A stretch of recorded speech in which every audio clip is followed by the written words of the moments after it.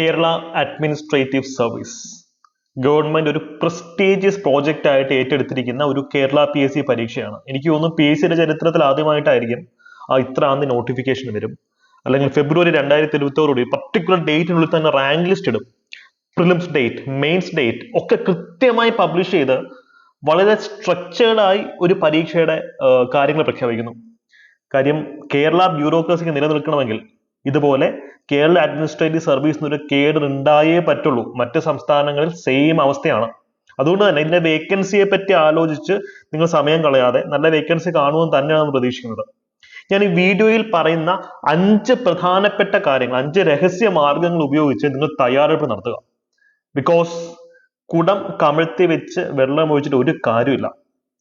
നമ്മൾ ശരിയായ രീതിയിൽ, ശരിയായ പാറ്റേണിൽ, കറക്റ്റ് ടെക്നിക്സ് യൂസ് ചെയ്ത് തന്നെ പഠിക്കണം. അല്ലെങ്കിൽ നമ്മൾ ഇടുന്ന എഫേർട്ട് മുഴുവൻ വേസ്റ്റ് ആണ്. ഇത് പറയാനുള്ള മെയിൻ റീസൺ, കഴിഞ്ഞ കേരള അഡ്മിനിസ്ട്രേറ്റീവ് സർവീസ് പരീക്ഷയിലെ പ്രിലിംസിന്റെ എന്റെ മാർക്ക് ലിസ്റ്റ് ആണ് ഞാൻ നിങ്ങളുടെ മുമ്പിൽ പ്രസന്റ് ചെയ്തിട്ടുള്ളത്. ഏകദേശം 93.67 മാർക്ക് ഉണ്ടായിരുന്നു. കട്ട് ഓഫ് വെറും 77 മാർക്കായിരുന്നു. കട്ട് ഓഫിനേക്കാൾ വളരെ ഉയർന്ന മാർക്ക് നേടാൻ എനിക്ക് പറ്റി. നിങ്ങൾ ശ്രദ്ധിക്കേണ്ടത്, ഞാൻ ഇതിനു വേണ്ടി അധികം ഹാർഡ് വർക്ക് ചെയ്തിട്ടുണ്ടായിരുന്നില്ല. കാര്യം UPSC പ്രിപ്പയർ ചെയ്യുന്ന സമയമാണ്, നമുക്ക് ഇതിന് സമയമില്ല. സ്റ്റിൽ ചില ടിപ്സ് ആൻഡ് ടെക്നിക്സ് യൂസ് ചെയ്ത് തന്നെയാണ് ഈ പരീക്ഷയ്ക്ക് വേണ്ടി ഞാൻ പ്രിപ്പയർ ചെയ്യുന്നത്. അതുകൊണ്ട് തന്നെയാണ് ഈ ഹൈ മാർക്ക് എനിക്ക് കിട്ടിയത്. മെയിൻസ് പരീക്ഷയെ വളരെ ചെറിയൊരു മാർക്കിലാണ് മിസ് ഔട്ട് ചെയ്തത്. പക്ഷേ അവിടെ യൂസ് ചെയ്തിട്ടുള്ള ടെക്നിക്സ് കൊണ്ട് മാത്രമാണ് കുറഞ്ഞ സമയം കൊണ്ട് മെയിൻസിന് എനിക്ക് അത്യാവശ്യം മാർക്ക് സ്കോർ ചെയ്യാൻ സാധിച്ചത്. അപ്പൊ ആ ടിപ്സ് ആൻഡ് ടെക്നിക്സ് ഒക്കെ ഞാൻ നിങ്ങളുടെ മുമ്പിൽ തെളിവ് സഹിതം പ്രസന്റ് ചെയ്യാണ്. നിങ്ങൾ തലച്ചോറ് പണയം വെച്ചിട്ടില്ലാത്തൊരു വിദ്യാർത്ഥിയാണെങ്കിൽ, നിങ്ങൾ സെൽഫ് സ്റ്റഡി നടത്തുന്ന ഒരു വിദ്യാർത്ഥി ആണെങ്കിൽ പോലും ഞാൻ ഈ പറയുന്ന 5 കാര്യങ്ങൾ കൃത്യമായി യൂട്ടിലൈസ് ചെയ്ത് പഠിച്ചില്ലെങ്കിൽ നിങ്ങൾ ഈ കോമ്പറ്റീഷനിൽ ബഹുദൂരം പിന്നിലേക്ക് പോകും. ബിക്കോസ് കോമ്പറ്റീഷൻ കടുക്കുകയാണ്. നന്നായിട്ട് തയ്യാറെടുക്കാം. എഗൈൻ നിങ്ങൾക്ക് ഇതൊക്കെ അഫോർഡബിൾ ബാച്ചിന്റെ ഭാഗമായി ഞാൻ ഈ പറയുന്ന കാര്യങ്ങൾ പഠിക്കണമെന്നുണ്ടെങ്കിൽ വെറും 5,999 മാത്രമാണ് ഞങ്ങളുടെ കേരള അഡ്മിനിസ്ട്രേറ്റീവ് സർവീസ് ബാച്ചിന്റെ ഫീസ്. വലിയ 10,000 ഞങ്ങൾ വാങ്ങിക്കുന്നില്ല. അതിന്റെ അർത്ഥം ക്ലാസിന്റെ ക്വാളിറ്റിയിൽ കോംപ്രമൈസ് ഉണ്ടെന്നല്ല കേട്ടോ. ഹൈ ക്വാളിറ്റി ക്ലാസ്സസ് ആണ്. നിങ്ങൾ ഈ ഒരു ഓറിയന്റേഷൻ ക്ലാസ് കണ്ടു നോക്കുക. അതിനുശേഷം ഞാൻ ഈ പറയുന്ന രീതിയിൽ പഠിക്കാൻ റെഡി ആണെങ്കിൽ നിങ്ങൾ ഞങ്ങളുടെ ബാച്ചിലേക്ക് വരാവുന്നതാണ്. ഓക്കെ, അപ്പോ ഇന്നത്തെ ക്ലാസ്സും നിങ്ങൾക്ക് റാങ്ക് ലിസ്റ്റിലേക്ക് എത്താനുള്ള ധാരാളം കണ്ടന്റുകൾ നമ്മുടെ ടെലിഗ്രാം ചാനൽ നിങ്ങൾക്ക് ലഭിക്കും. ഞാൻ ഈ വീഡിയോയിൽ പറയുന്ന പല പോയിന്റുകൾ നിങ്ങൾക്ക് ഫ്രീ ഓഫ് കോസ്റ്റിൽ ടെലിഗ്രാമിൽ ലഭിക്കുന്നതാണ്. ടെലിഗ്രാം കുടുംബാംഗങ്ങളാവുക. അത് ചാനലിന്റെ ലിങ്ക് ഞാൻ കമന്റ് സെക്ഷനിൽ പിൻ ചെയ്തിട്ടുണ്ട് കേട്ടോ. അപ്പൊ നേരെ നമുക്ക് വീഡിയോയിലേക്ക് പോവാം. ഒന്നാമത്തെ രഹസ്യം, ഇപ്പൊ പരസ്യമായ രഹസ്യമാണ്, എന്നാൽ അതിന് ചില ന്യൂനത ഉണ്ട്, ഞാൻ പറഞ്ഞുതരാം. ഒന്നാമത്തെ രഹസ്യം എന്ന് പറഞ്ഞത് എന്താ? ചോദ്യങ്ങളുടെ ഉറവിടം കണ്ടെത്തി പഠിക്കുക എന്നുള്ളതാണ്. ഇത് സ്ട്രീം 2-ലെയും 3-ലെയും വിദ്യാർത്ഥികളാണ് നിങ്ങളെങ്കിൽ പ്രത്യേകിച്ച് നിങ്ങൾ ഇങ്ങനെ തന്നെ പഠിക്കണം. ബിക്കോസ് നിങ്ങളുടെ സമയമില്ല. സ്ട്രീം 1-ൽ ഒരു വിദ്യാർത്ഥിയെ സംബന്ധിച്ചതുപോലെ അല്ല നിങ്ങൾക്ക് വളരെ കുറച്ച് സമയം മാത്രമേ പഠിക്കാനുള്ളൂ. അതുകൊണ്ട് ഈ ഒരു ടെക്നിക്ക് ഉപയോഗിച്ചാൽ തന്നെ ധാരാളം മാർക്ക് നമുക്ക് ഫ്രീ ആയിട്ട് സ്കോർ ചെയ്യാൻ സാധിക്കും. ചോദ്യങ്ങളുടെ ഉറവിടമാണ് പ്രധാനപ്പെട്ട ഉറവിടം. UPSC മുൻകാല വർഷ ചോദ്യങ്ങളാണ്. ഉദാഹരണം, ഇത് പ്രിലിംസിലെ ഒരു ചോദ്യമാണ്. കേരള അഡ്മിനിസ്ട്രേറ്റീവ് സർവീസിൽ കഴിഞ്ഞ ഒരു വർഷം പ്രിലിംസിൽ ചോദിച്ചൊരു ചോദ്യമാണ്. എ ന്യൂ സ്റ്റേറ്റ്, പുതിയതായി ഒരു സംസ്ഥാനം സൃഷ്ടിക്കപ്പെടുമ്പോൾ നമ്മുടെ ഭരണഘടനയിലെ ഏത് പട്ടിക, ഏത് ഷെഡ്യൂളാണ് അമെൻഡ് ചെയ്യുന്നതെന്നാണ് ചോദ്യം. ഈ ചോദ്യം 2001 സിവിൽ സർവീസസ് പ്രിലിംസിൽ വന്നിട്ടുള്ളതാണ്. അതുകൊണ്ട് തന്നെ സിവിൽ സർവീസസിലെ കഴിഞ്ഞ ഒരു 10-15 വർഷത്തെ ചോദ്യങ്ങൾ നിങ്ങൾ വർക്ക്ഔട്ട് ചെയ്താൽ പോലും ചുമ്മാ മാർക്ക് നിങ്ങൾക്ക് ഫ്രീ ആയിട്ട് കിട്ടിക്കൊണ്ടിരിക്കും. പക്ഷേ ഇപ്പം PSCക്ക് കാര്യം മനസ്സിലായി. അതുകൊണ്ട് തന്നെ PSC ട്രെൻഡ് മാറ്റി തുടങ്ങി. PSC ഇപ്പോൾ മറ്റൊരു സ്ഥലത്തു നിന്നാണ് ചോദ്യം ചോദിക്കുന്നത്. അത് ഞാൻ പറഞ്ഞുതരാം. പക്ഷെ ഇത് ഇമ്പോർട്ടന്റ് ആണ് കേട്ടോ. ഇത് ഇന്നും ഇമ്പോർട്ടന്റ് ആണ്. UPSC ചോദ്യം കൃത്യമായിട്ട് പ്രാക്ടീസ് ചെയ്യും. ഇതിന്റെ ഉത്തരം എന്താണ്? ഫസ്റ്റ് ഷെഡ്യൂൾ ആണ് അല്ലെ? Yes, first schedule. ഇതിനകത്താണെങ്കിൽ SA. അപ്പൊ ഇത് വിട്ടുപോകരുത്.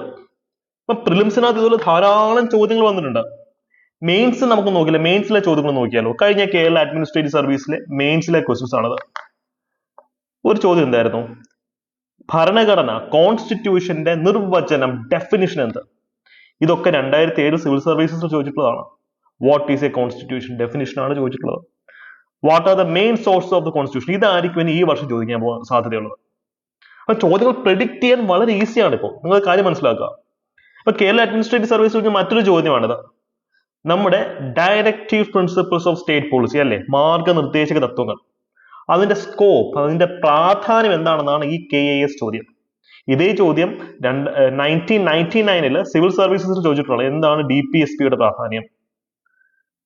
മറ്റൊരു ചോദ്യം KAS ചോദിച്ചതാണ്. ആർട്ടിക്കിൾ 19(2) അല്ലെങ്കിൽ നമ്മുടെ സംസാര സ്വാതന്ത്ര്യം ഉണ്ടല്ലോ, സംസാര സ്വാതന്ത്ര്യത്തിലെ റീസണബിൾ ആയിട്ടുള്ള റെസ്ട്രിക്ഷൻ. ഇപ്പൊ നമുക്ക് വായി തോന്നുന്നത് വിളിച്ചു പറയാൻ ഒക്കത്തില്ല.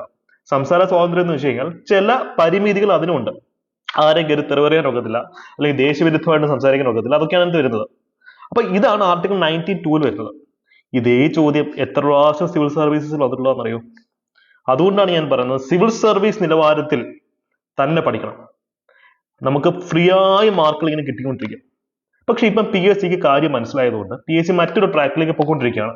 അതാണ് നിങ്ങൾ തിരിച്ചറിയേണ്ട രണ്ടാമത്തെ പ്രധാനപ്പെട്ട രഹസ്യം.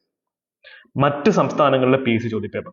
ഉദാഹരണത്തിന് ഈ ഒരു ചോദ്യം ഉണ്ടല്ലോ, 2016 മധ്യപ്രദേശ് PSC ചോദിച്ചതാണ്.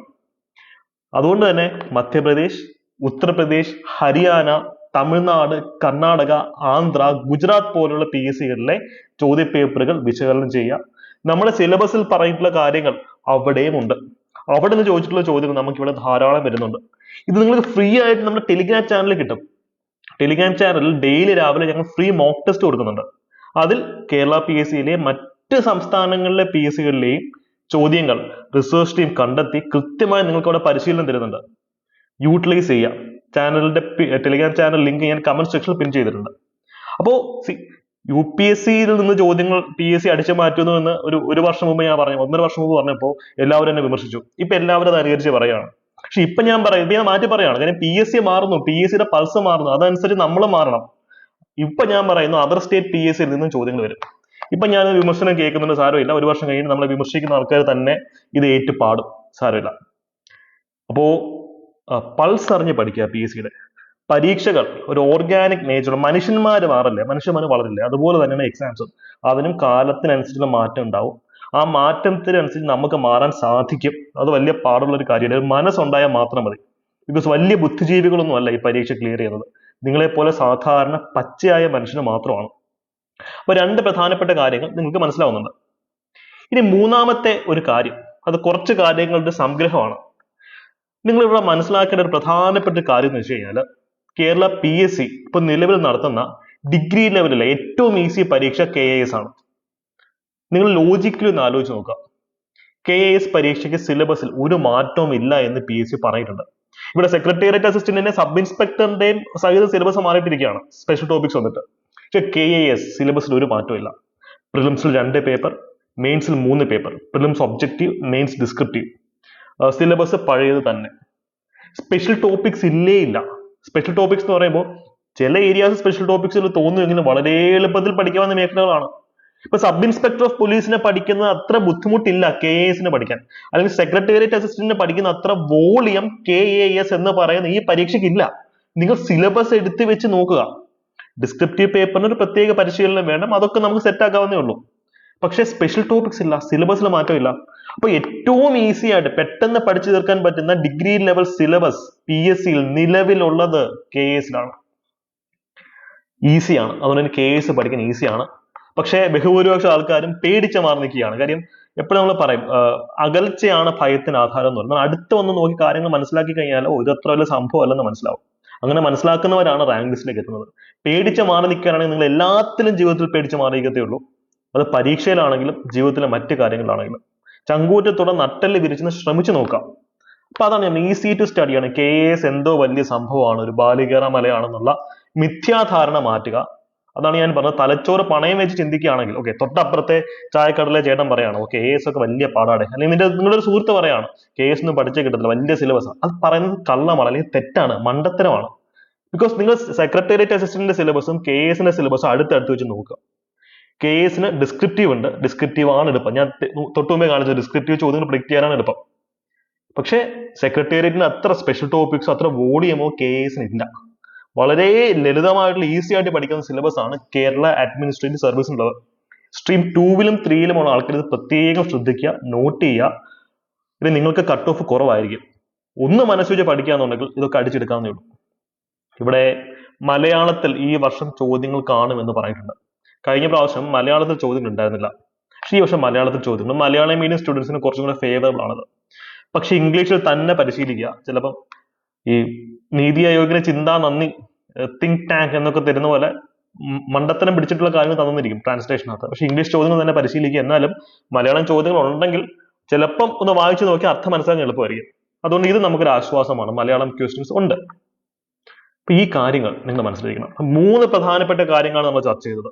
ചോദ്യങ്ങളുടെ ഉറവിടം, ഇനി ചോദ്യങ്ങൾ എവിടെ നിന്നാണ് വരാൻ പോകുന്നത്, ഈ 3ാമത്തെ കാര്യം നമ്മൾ ഇത്രയും കാര്യങ്ങൾ കണ്ടു. ഈ 4ാമത്തെ ഒരു പ്രധാനപ്പെട്ട വസ്തുത എന്ന് പറയുന്നത് കോമൺ സെൻസ് ആണ്. കോമൺ സെൻസ് ഞാൻ നേരത്തെ കൊണ്ടുവന്നു. UPSC നിലവാരത്തിൽ പഠിക്കണം, ആഴത്തിൽ പഠിക്കണം, കൃത്യമായ പാറ്റേണിൽ ബുക്ക് ലിസ്റ്റ് ഉപയോഗിച്ച് തന്നെ പഠിക്കണം, റാങ്ക് ഫയലിനോടൊപ്പം സ്റ്റാൻഡേർഡ് പുസ്തകങ്ങളും പഠിക്കണം. ഇതൊക്കെ നമുക്കൊരു 6-7 മാസം കൊണ്ട് കംപ്ലീറ്റ് ആക്കാവുന്ന കാര്യങ്ങളേ ഉള്ളൂ. ഒന്ന് കട്ടക്കിരിക്കുകയാണെങ്കിൽ 5 മാസം മതി സിലബസ് കവർ ചെയ്യാനായിട്ട്. പക്ഷെ സ്മാർട്ട് വർക്ക് ചെയ്യാനും പഠിക്കണം. അതാണ് നിങ്ങൾ വോൾട്ടേർ മുത്തപ്പനെ മനസ്സിൽ ധ്യാനിക്കണം എന്ന് പറഞ്ഞത്. കറക്കി കുത്താൻ പഠിക്കണം. എഗെയിൻ കറക്കി കുത്തുന്നൊക്കെയുള്ള വാക്കുകൾ ആദ്യമായി പറഞ്ഞപ്പോ ഭയങ്കര ട്രോളുകൾ ഏറ്റുവാങ്ങി. പക്ഷെ ഇപ്പം നമുക്കറിയാം എലിമിനേഷൻ ടെക്നിക്സിന്റെ പ്രാധാന്യം എല്ലാവർക്കും അറിയാം. കുറച്ച് എന്താ പറയാ ശ്രദ്ധിച്ച് നമുക്ക് മനസ്സിലാവുന്നേ ഉള്ളൂ. ഞാൻ ഒരു ചോദ്യം നിങ്ങൾ എലിമിനേഷൻ ടെക്നിക്സിൽ കൂടെ അല്ലെങ്കിൽ കറക്കി കുത്തി ശരിയാക്കി കാണിച്ചു തരാം. കേരള അഡ്മിനിസ്ട്രേറ്റീവ് സർവീസിൽ വന്നൊരു ചോദ്യമാണ്, അത് നോക്കൂ. ഇന്ത്യൻ പ്ലാനിങ്, കാര്യം ഇന്ത്യൻ എക്കണോമി എന്ന് പറയുന്ന ടോപ്പിക്കിലെ ഇന്ത്യൻ പ്ലാനിങ് എന്ന് പറയുന്ന മൊഡ്യൂളിൽ നിന്ന് വന്നിട്ടുള്ള ചോദ്യമാണത്. ഇന്ത്യൻ പ്ലാനിങ്ങിന്റെ അച്ചീവ്മെന്റ്സ്, നേട്ടങ്ങൾ ഈ 4 എണ്ണത്തിൽ ഏതാണെന്നാണ് ചോദ്യം. ഇപ്പൊ എന്റെ ബാച്ചിൽ ഞാൻ പഠിപ്പിക്കുന്ന ഒരു കാര്യമാണ്. ചോദ്യം കാണുമ്പോൾ നിങ്ങൾ ചോദ്യമല്ല വായിക്കുന്നത്. അനധി ബ്ലോഗ്സിലെ പിള്ളേരെ ചോദ്യം വായിക്കത്തില്ല, അതിന് ഓപ്ഷൻസ് ആയിരിക്കും വായിക്കുക. ഓപ്ഷൻസ് സ്കാൻ ചെയ്യുക. എല്ലാ ഓപ്ഷനിലും 2 ഉണ്ട്, കണ്ടോ? അപ്പോ 2 ശരിയായേ പറ്റൂ. ഇപ്പൊ 2 ശരിയാണോ തെറ്റാണോ എന്ന് ആലോചിച്ച് നിങ്ങൾ സമയം കളയത്തില്ല. ഇതാണ് കറക്കിക്കുത്തിന്റെ ശാസ്ത്രീയ മാർഗം. അരിസ്റ്റോട്ടിലിന്റെ കാലം തൊട്ടുള്ളതാണ് ലോജിക്സ് എന്ന് പറയുന്ന ബ്രാഞ്ച് ഓഫ് സയൻസ്. അപ്പൊ 2 ശരിയാണ്. അപ്പൊ പ്ലാനിങ്ങിനെ പറ്റി ഒന്നും പഠിച്ചിട്ടുള്ള ഒരു വ്യക്തിക്ക് ഞാൻ ഈ പറയുന്ന രീതിയിൽ ചിന്തിക്കുകയാണ് 2 ശരിയെന്ന് മനസ്സിലാവും. അപ്പൊ അത് diversification of industry and export, ഈ കൂടുതൽ ഏറ്റവും കൺഫ്യൂസിംഗ് ഓപ്ഷൻ അതായിരുന്നു. അപ്പൊ അത് ശരിയാണെന്ന് എല്ലാവർക്കും മനസ്സിലായി. കാര്യം ഇന്ത്യൻ പ്ലാനിങ്ങിന്റെ നേട്ടം എന്താണ്? ഇന്ത്യയിലെ വ്യവസായങ്ങളും കയറ്റുമതിയും നമ്മൾ ഡൈവേഴ്സിഫൈ ചെയ്തു, കുറെ പ്രൊമോട്ട് ചെയ്തു. അപ്പൊ സെക്കൻഡ് സ്റ്റേറ്റ്മെന്റ് ശരിയാണെങ്കിൽ ഫസ്റ്റ് സ്റ്റേറ്റ്മെന്റ് തെറ്റാവാൻ പറ്റുമോ എന്ന് ആലോചിക്കും. സെക്കൻഡ് സ്റ്റേറ്റ്മെന്റ് ഇന്ത്യയിലെ വ്യവസായങ്ങളെയും കയറ്റുമതിയെയും നമ്മൾ പ്രൊമോട്ട് ചെയ്തു. ഫസ്റ്റ് സ്റ്റേറ്റ്മെന്റ് എന്താ? നമ്മൾ ഡെവലപ്മെന്റിന് വേണ്ടി സ്ട്രോങ് ഇൻഫ്രാസ്ട്രക്ചർ സ്ഥാപിച്ചു. ഇൻഫ്രാസ്ട്രക്ചർ ഉണ്ടെങ്കിൽ അല്ലേ എക്സ്പോർട്ട് ചെയ്യാൻ പറ്റുള്ളൂ. ഷിപ്പും ബ്രിഡ്ജും ഇല്ലാതെ എന്ത് എക്സ്പോർട്ട്? വിമാനമില്ലാതെ എന്ത് എക്സ്പോർട്ട്? അപ്പൊ സെക്കൻഡ് സ്റ്റേറ്റ്മെന്റ് ശരിയാണെങ്കിൽ ഫസ്റ്റ് സ്റ്റേറ്റ്മെന്റ് ശരിയായല്ലേ പറ്റത്തുള്ളൂ. ഒന്നും രണ്ടും ശരിയാണെങ്കിൽ നമ്മുടെ ദേശീയ വരുമാനം കൂടില്ലേ? ഓക്കെ, ഇന്ത്യയിൽ എക്സ്പോർട്ട് കൂടുന്നു, ഇൻഡസ്ട്രീസ് ഡെവലപ്പ് ചെയ്യുന്നു, എല്ലാം സെറ്റ് ആവുന്നു, പക്ഷെ ദേശീയ വരുമാനം കൂടാതിരിക്കുമോ? ഇതൊരു മറ്റേ അലുവയും മത്തിക്കറിയും പോലുള്ള കാര്യമല്ലേ? 1 2 ശരിയാണെങ്കിൽ ഇന്ത്യയുടെ സമ്പത്ത് കൂടും, ദേശീയ വരുമാനം GDP എന്നായിരുന്നു, നാഷണൽ ഇൻകം GDP എന്നായിരുന്നെങ്കിലോ? എന്നാലും ശരിയാവും, സമ്പത്ത് കൂടും. ഇത്രയും കാര്യങ്ങൾ ചെയ്തു കഴിഞ്ഞാൽ സമ്പത്ത് ഏത് രാജ്യത്തിന്റെ ആണെങ്കിലും ഏത് ഉഗാണ്ടയിലെ ആണെങ്കിലും സമ്പത്ത് കൂടും. അപ്പൊ GDP പോട്ടെ, NNP എന്നാണെങ്കിലോ, നെറ്റ് നാഷണൽ പ്രോഡക്റ്റ്, ഇത് എന്താ സാധനം നിങ്ങൾക്ക് അറിയത്തില്ല. മാക്രോ എക്കണോമിക്സിൽ ഒരു ടെർമിനോളജിയാണ്. പക്ഷെ നാഷണൽ പ്രോഡക്റ്റ് എന്നൊരു വാക്കുണ്ടല്ലോ. അപ്പം ഇത്രയും കാര്യങ്ങൾ വരുമ്പോഴത്തേക്ക് നമ്മൾ നാഷണൽ പ്രൊഡക്ഷൻസ് കൂടില്ലേ? അപ്പൊ 3 ശരിയായല്ലേ പറ്റൂ. 4 വായിക്കുമ്പോൾ നിങ്ങൾക്ക് എന്തോ ഒരു കൺഫ്യൂഷൻ ഉണ്ട്. 1 ഉം 2 ഉം 3 ഉള്ള ഒരൊറ്റ ഓപ്ഷനേ ഉള്ളൂ, കണ്ടോ? അപ്പൊ 4 ശരിയാണോ തെറ്റാണോ എന്ന് ആലോചിച്ച് തല പുണ്ണാക്കണോ? 1 2 3 ശരിയായേ പറ്റത്തുള്ളൂ. അങ്ങനെ വരുന്ന ഒറ്റ ഓപ്ഷനേ ഉള്ളൂ, ഓപ്ഷൻ എ. ഇതാണ് സിവിൽ സർവീസസിലും മറ്റ് സംസ്ഥാനങ്ങളിലെ PSC പരീക്ഷകളിലും UPSCയുടെ CDS അടക്കമുള്ള മറ്റ് പരീക്ഷകൾ നമ്മൾ യൂസ് ചെയ്യുന്ന എലിമിനേഷൻ ടെക്നിക്. അപ്പോൾ ഹാർഡ് വർക്കിനൊപ്പം ഈ ഒരു സ്മാർട്ട് വർക്ക് അപ്രോച്ചും കൂടെ ഉണ്ടെങ്കിൽ നിങ്ങൾക്ക് എവിടെ ചെന്ന് നിൽക്കാൻ സാധിക്കും ആലോചിച്ച് നോക്കിയേ. ഞാൻ ഈ പല റാങ്ക് ലിസ്റ്റിലും എത്തിയിട്ടുള്ളത് നന്നായിട്ട് കഷ്ടപ്പെട്ട് അധ്വാനിച്ച് പഠിക്കുന്നതിനോടൊപ്പം ഇത്തരം ഹാർഡ് വർക്കും കൂടെ ചെയ്തിട്ട് തന്നെയാണ്. അപ്പോൾ ഇതിന്റെ പ്രാധാന്യം നിങ്ങൾ തിരിച്ചറിഞ്ഞ് പഠിക്കുക. കാര്യം നിങ്ങൾ എല്ലാവരും ഒരു ജീവിതം കെട്ടിപ്പടുക്കാനാണ് പഠിക്കുന്നത്. നിങ്ങളിപ്പോൾ നിങ്ങൾ എപ്പോഴും ഡിസിഷൻ എടുക്കുമ്പോൾ നിങ്ങൾ എന്ത് ചെയ്യണം? നിങ്ങളുടെ അച്ഛൻ്റെ അമ്മയുടെ മുഖമാണ് മനസ്സിലാലോചിക്കേണ്ടത്. ഓക്കെ, ഇത്രയും കഷ്ടപ്പെട്ട് നിങ്ങളെ വിശ്വസിച്ച് PSC പഠിക്കാൻ പറ്റുന്നത്, കടൽ പോലെ കിടക്കണം PSC. അപ്പൊ അവിടെ നിങ്ങൾ എടുക്കുന്ന ഓരോ ഡിസിഷനും നിങ്ങളുടെ ഇനിയുള്ള ജീവിതത്തിന്റെ, വർഷങ്ങളോളമുള്ള ജീവിതത്തിനെ ഇൻഫ്ലുവൻസ് ചെയ്യുന്നതായിരിക്കും. അപ്പോൾ പണയം വെച്ചിട്ടില്ലാതെ തലച്ചോറ് വെച്ചൊന്ന് ചിന്തിച്ചു നോക്കാം, ഇത് യൂസ് ചെയ്യണോ വേണ്ടയോ എന്നൊക്കെ. ചോദ്യപേപ്പർ എടുത്ത് വെച്ചാൽ വർക്ക്ഔട്ട് ചെയ്യുക, നമ്മുടെ ചാനലിലെ വീഡിയോസ് ഒക്കെ മാക്സിമം യൂട്ടിലൈസ് ചെയ്യുക. അതാണ് കോമൺ സെൻസ് ഉപയോഗിക്കണം എന്ന് പറയുന്നത്. Now last not but the least, ഇനി പറയാൻ പോകുന്ന കാര്യം നിങ്ങൾ ഇരുന്നൊന്ന് ആലോചിച്ച് നോക്കാം. എൻ്റെ ഒരു പോയിന്റ് ഇത്രയേ ഉള്ളൂ. ഇപ്പൊ എല്ലാവരും എന്ത് ചെയ്യുന്നുണ്ട്? സെക്രട്ടേറിയറ്റ് അസിസ്റ്റന്റിനും സബ് ഇൻസ്പെക്ടറിനും ഒക്കെ പ്രിപ്പയർ ചെയ്യുന്നുണ്ട്. സെക്രട്ടേറിയറ്റ് അസിസ്റ്റന്റ് പരീക്ഷയ്ക്ക് പ്രിപ്പയർ ചെയ്യുന്ന ഒരു വിദ്യാർത്ഥി എന്ന് പറയുമ്പോൾ അയാൾ KASന്റെ ഏകദേശം 80% സിലബസും അതിനകത്ത് കവറാവും. ബാക്കി 20% എന്ന് വെച്ച് കഴിഞ്ഞാൽ വളരെ ഈസി ആയിട്ടുള്ള പോർഷൻസ് മാത്രമാണ് KASന് എക്സ്ട്രാ പഠിക്കാനുള്ളത്. വേൾഡ് ഹിസ്റ്ററി എടുക്കുകയാണെങ്കിൽ KASും ഡിഗ്രി ലെവൽ തമ്മിലുള്ള വ്യത്യാസം എന്ന് പറയുന്നത് റീഡ്രോവൽ ഓഫ് നാഷണൽ ബൗണ്ടറീസ്, അങ്ങനെ കുറച്ച് ഏരിയാസ് മാത്രമാണ്, ബാക്കി എല്ലാം സെയിം ആണ്. അപ്പോൾ സെക്രട്ടേറിയറ്റ് അസിസ്റ്റന്റിനോ അല്ലെങ്കിൽ സബ് ഇൻസ്പെക്ടറിനോ പഠിക്കുന്ന ഒരു വിദ്യാർത്ഥിയെ സംബന്ധിച്ച് KASന് തയ്യാറെടുക്കുക എന്ന് വെച്ച് കഴിഞ്ഞാൽ വലിയ സംഭവമല്ല. കാര്യം സെക്രട്ടേറിയറ്റ് അല്ലെങ്കിൽ സബ് ഇൻസ്പെക്ടർ ഈ പരീക്ഷകളുടെ സിലബസ് വെച്ച് KAS കമ്പയർ ചെയ്യുമ്പോൾ ഇതിനാണ് വലിയ സിലബസ്, KAS ചെറുതാണ്. അപ്പൊ ഇത് പഠിക്കുന്ന ഒരാൾക്ക് KAS പെട്ടെന്ന് പഠിച്ചെടുക്കാൻ പറ്റും. പക്ഷെ നോട്ട് ദ അതർ വേ. ഇപ്പൊ KAS മാത്രം പഠിക്കുന്ന ഒരാൾക്ക് ഒരിക്കലും ഇങ്ങനെ ചെയ്യാൻ പറ്റുന്ന ഞാൻ അവകാശപ്പെടുത്തില്ല. പക്ഷെ ഈ രണ്ട് പരീക്ഷകൾ സെക്രട്ടേറിയറ്റ് അസിസ്റ്റന്റ് നിങ്ങൾ കട്ടയ്ക്ക് പഠിക്കുകയാണ്, അല്ലെങ്കിൽ SI കട്ടയ്ക്ക് പഠിക്കുകയാണെങ്കിൽ നിങ്ങൾ KASനും കട്ടയ്ക്ക് പഠിച്ചോണം. ബിക്കോസ് സിലബസിൽ കുറച്ച് മാറ്റേ ഉള്ളൂ. അത് നമ്മൾ സ്വപ്നം കാണാനാണ് നമ്മൾ എല്ലാവരും പേടിക്കുന്നത്. എല്ലാം പോസിബിൾ ആണ്. നമ്മളൊന്ന് മനസ്സിലിരുന്ന് ഒന്ന് മനസ്സൊന്ന് പഠിച്ചാൽ മതി. മനസ്സാണ് ദൈവം. ഇതെല്ലാം പോസിബിൾ ആണ്. നിങ്ങൾ തന്നെ സിലബസ് എടുത്ത് നോക്കിയിട്ട് നിങ്ങളുടെ ആ ഒരു തിരിച്ചറിവിലേക്ക് വരിക. സോ ഒരു പരീക്ഷ പോയാലും മറ്റൊരു പരീക്ഷ നമുക്ക് സേഫ് ആയിട്ട് കയ്യിൽ ഉണ്ടായിരിക്കണം. ഒരുപക്ഷെ നിങ്ങൾക്ക് ഒബ്ജക്റ്റീവ് പരീക്ഷയേക്കാൾ ഷൈൻ ചെയ്യാൻ സാധിക്കുന്നത് ഡിസ്ക്രിപ്റ്റീവ് പരീക്ഷയിലായിരിക്കും. അപ്പൊ നിങ്ങൾ യൂട്ടിലൈസ് ചെയ്യുക, ട്രൈ ചെയ്ത് നോക്കുക. ഇപ്പൊ നമുക്കും ഈ പറഞ്ഞ KAS secretariat assistant combo batches ഉണ്ട്, അല്ലെങ്കിൽ secretariat assistant SA combo batch ഉണ്ട്. ഈ 10,000-കണക്കിന് രൂപ ഫീസ് വാങ്ങിക്കാത്തത് കൊണ്ട് തന്നെ ഞാൻ പല സ്ഥലത്തു നിന്നും അറ്റാക്സ് ഏറ്റുവാങ്ങിക്കൊണ്ടിരിക്കുകയാണ്. പക്ഷെ നമ്മൾ ഫീസ് കൂട്ടുന്ന പ്രശ്നമില്ല. അപ്പം ഈ പറഞ്ഞ പോലെ KAS 5,999 ആണ്. ലിമിറ്റഡ് ടൈം ഓഫർ നമ്മൾ അങ്ങനെ തന്നെയാണ് ഇടാൻ തീരുമാനിച്ചിട്ടുള്ളത്. മറ്റ് ബാച്ചുകൾക്കാണെങ്കിൽ ഭീമമായ തുക നമ്മൾ വാങ്ങിക്കില്ല. അപ്പൊ അതിന്റെ പേരിൽ, കാര്യം കോടിക്കണക്കിന് രൂപയുടെ ഇൻഡസ്ട്രിയാണ് PSC എന്ന് പറയുന്നത്. അപ്പൊ ഇത്രയും ചീപ്പായി ഇത്രയും അടിപൊളി ക്ലാസ്സുകൾ കൊടുക്കുമ്പോൾ അത് പല പ്രശ്നങ്ങൾക്ക് വഴിവെക്കും. പക്ഷെ ഞങ്ങൾ ഇങ്ങനെ തന്നെയാണ് പോകാൻ തീരുമാനിച്ചിട്ടുള്ളത്. കുട്ടികളെ പിഴിയാൻ ഞങ്ങൾ പ്ലാൻ ചെയ്യുന്നില്ല. അപ്പൊ ഫീസ് കുറവായതുകൊണ്ട് ക്ലാസിന്റെ ക്വാളിറ്റിയിൽ എന്തെങ്കിലും സംശയം ഉണ്ടെങ്കിൽ ഞങ്ങൾ ഡെമോ ബാച്ച് വന്നിട്ട് മാത്രമേ നിങ്ങൾ അഡ്മിഷനിലേക്ക് എടുക്കാറുള്ളൂ. കാരണം ഞാൻ പഠിപ്പിക്കുന്ന പുതിയ പാറ്റേണിലാണ്. പുതിയ പാറ്റേണിലായതുകൊണ്ട് തന്നെ പഴയ പാറ്റേണിൽ തളച്ചിടപ്പെട്ട വ്യക്തികൾക്ക് ഒരുപക്ഷെ ഈ ഒരു പാറ്റേൺ ഉൾക്കൊള്ളാൻ പറ്റിയെന്ന് വരത്തില്ല. പക്ഷെ ഇങ്ങനെ പഠിച്ചെങ്കിൽ മാത്രമാണ് ഇനിയുള്ള PSC പരീക്ഷകൾ നമുക്ക് ശോഭിക്കാൻ സാധിക്കുള്ളൂ. ഞങ്ങളുടെ ബാച്ചസിനെ പറ്റി കൂടുതൽ എൻക്വയറി ചെയ്യാനായിട്ട് കമന്റ് സെക്ഷനിൽ പിൻ ചെയ്തിട്ടുള്ള നമ്പറിൽ കോൺടാക്ട് ചെയ്താൽ മതി. ടെലിഗ്രാം മെസ്സേജ് അയക്കാം, അല്ലെങ്കിൽ വിളിക്കാം. മെന്റേഴ്സ് നിങ്ങളെ സഹായിക്കുന്നതായിരിക്കും. അപ്പൊ എനിക്ക് നിങ്ങളുടെ സൈഡിൽ നിന്ന് വരുന്നൊരു ഉറപ്പ് ഇതാണ്, ഈ രീതിയിൽ 5 ടെക്നിക്സും നിങ്ങൾ കൃത്യമായി നിങ്ങളുടെ സ്റ്റഡി, നിങ്ങൾ സെൽഫ് സ്റ്റഡി ആണെങ്കിൽ അങ്ങനെ, മറ്റ് കോച്ചിങ് ഇൻസ്റ്റിറ്റ്യൂട്ട് പഠിക്കുന്നതാണെങ്കിൽ അങ്ങനെ, ഒരു പ്രശ്നമില്ല. നിങ്ങൾ ഈ 5 കാര്യങ്ങൾ നിങ്ങളുടെ സ്റ്റഡീസിൽ ഇൻക്ലൂഡ് ചെയ്യും എന്ന് നിങ്ങൾ പ്രോമിസ് തരണം. അങ്ങനെയാണെങ്കിൽ ഇതുപോലെ ധാരാളം ഫ്രീ ക്ലാസ്സസ്, കണ്ടന്റ് ബേസ്ഡ് ക്ലാസ്സസും സ്ട്രാറ്റജി വീഡിയോസുമായി ഞങ്ങൾ നിങ്ങളുടെ കൂടെ കട്ടയ്ക്ക് ഉണ്ടായിരിക്കും. So push the competition. നിങ്ങളായിരിക്കണം കോമ്പറ്റീഷൻ പുഷ് ചെയ്യുന്ന വ്യക്തി. മനസ്സുണ്ടെങ്കിൽ നമുക്ക് ഈ ഒരു പരീക്ഷ നേടിയെടുക്കാൻ സാധിക്കും. ഒരു വെടിക്ക് 3 പക്ഷി എന്നുള്ള രീതിയിൽ നിങ്ങൾക്ക് പഠിക്കാവുന്നേ ഉള്ളൂ. Secretariat assistant, sub inspector, KAS.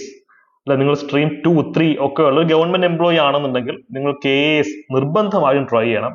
Because you owe it to your self. നിങ്ങൾക്ക് നിങ്ങളോട് ചെയ്യാൻ ഒരു കടപ്പാടുണ്ട്. മെറ്റീരിയൽസും കാര്യങ്ങളും എല്ലാം നമ്മുടെ ഓൺലൈനിൽ അവൈലബിൾ ആണ്, ഫ്രീ ഓഫ് കോസ്റ്റിൽ അവൈലബിൾ ആണ്. പഠിക്കുക എന്നുള്ളത് മാത്രമാണ് നിങ്ങൾ ചെയ്യുന്ന ഒരു കാര്യം.